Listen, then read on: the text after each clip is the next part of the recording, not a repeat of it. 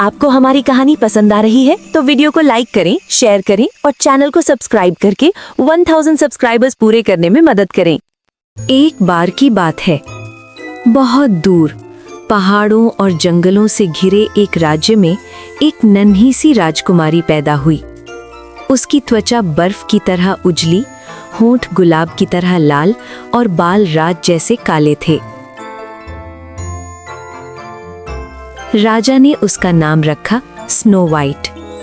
पर खुशियां हमेशा के लिए नहीं होती। राजकुमारी की मां चल बसी।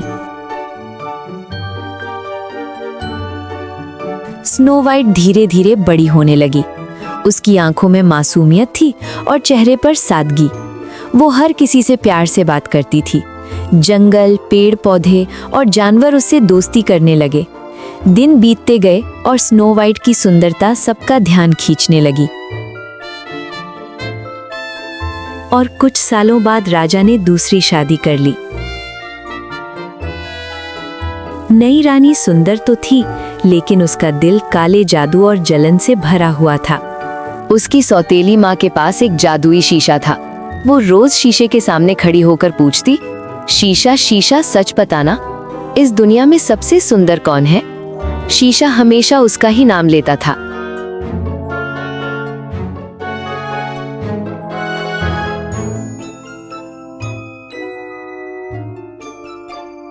आईने आईने दीवार पर लगे, सच सच बताओ, इस राज्य में सबसे सुंदर कौन है?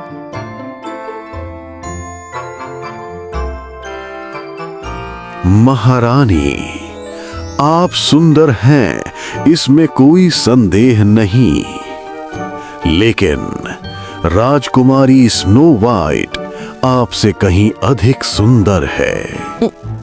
नहीं, ये नाम दोबारा मत लेना।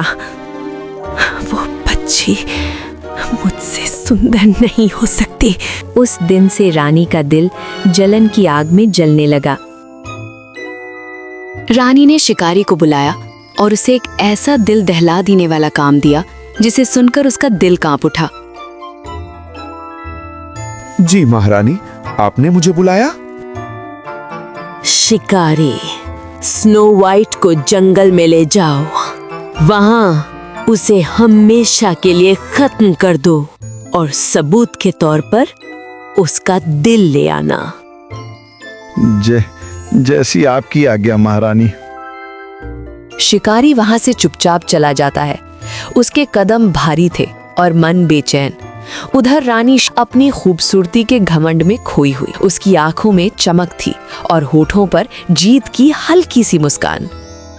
दूसरी तरफ स्नो वाइट इस बात से अनजान जंगल में घूम रही होती है, पेड़ों के बीच हंसती मुस्कुराती, पंछियों से बातें करती हुई। उसके चेहरे पर खुशी थी और दिल में कोई डर नहीं। आज जंगल कितना सुंदर लग रहा है। तभी शिकारी स्नो वाइट को आवाज देता है। वो धीरे से अपना खंजर निकालता है। उसके हाथ कांप रहे होते हैं। वो ये काम करना नहीं चाहता। उसका मन बार बार मना कर रहा होता है। स्नो वाइट उसकी तरफ मासूम नजरों से देखती है। राजकुमारी, मुझे माफ कर दो। रानी ने मुझे तुम्हें मारने का आदेश दिया है। मैंने किसी का क्या बिगाड़ा है? कृपया मुझे जाने दो। शिकारी अचानक अपना खंजर जमीन पर फेंक देता है। वो ये पाप नहीं कर सकता था। भाग जाओ, आज और अभी, और कभी वापस मत आना। स्नो वाइट जंगल में अकेली दौड़ती रही। डर, थकान और भूख सब कुछ उसे घेर रहा था। भागते भागते उसे एक जादुई जगह मिलती है। चारों तरफ सन्नाटा और हरियाली होती है। वहीं उसे एक छोटा सा कॉटेज दिखाई देता है, जैसे किसी कहानी से निकला हो। थकी हुई स्नो वाइट इसे हैरानी से देखती रह जाती है। ये घर कहाँ से आया?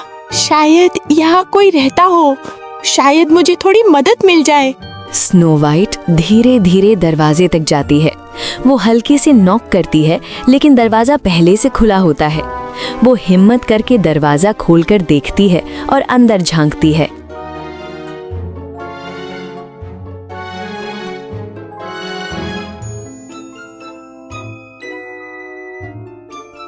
कितना प्यारा घर है। सब कुछ कितना छोटा और सुंदर है। 7 प्लेटें, 7 गिलास, 7 कुर्सियाँ। शायद यहाँ 7 छोटे दोस्त रहते हैं। मैं ज्यादा नहीं खाऊंगी, बस थोड़ा सा, ताकि ताकत मिल जाए।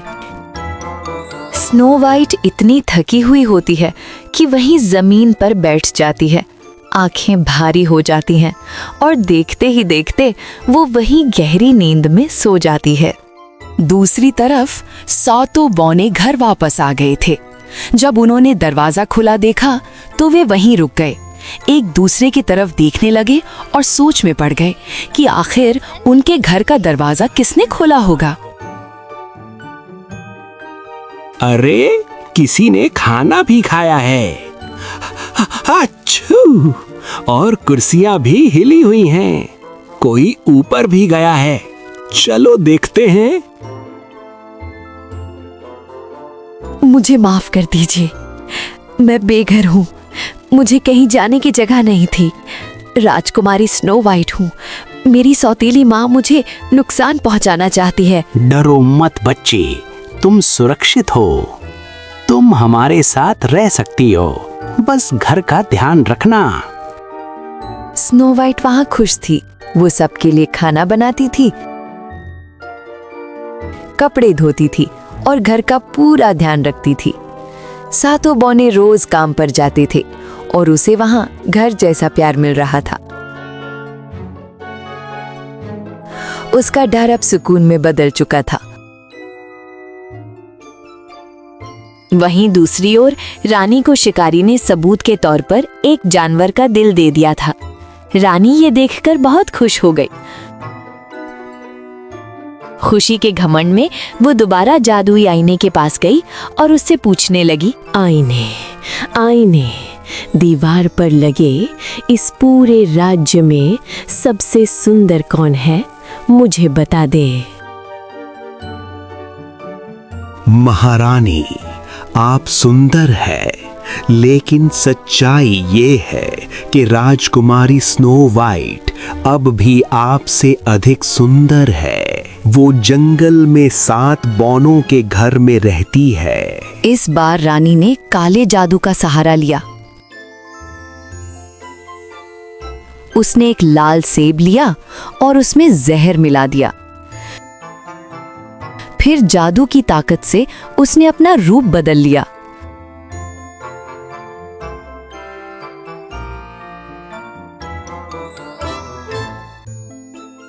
अब वो एक बूढ़ी औरत बन चुकी थी, जिसके चेहरे पर मासूमियत और आंखों में चालाकी छुपी हुई थी। स्नो वाइट रोज की तरह अपना काम कर रही थी। तभी उसे बाहर से एक आवाज सुनाई देती है। आवाज धीमी थी लेकिन अजीब सी लग रही थी।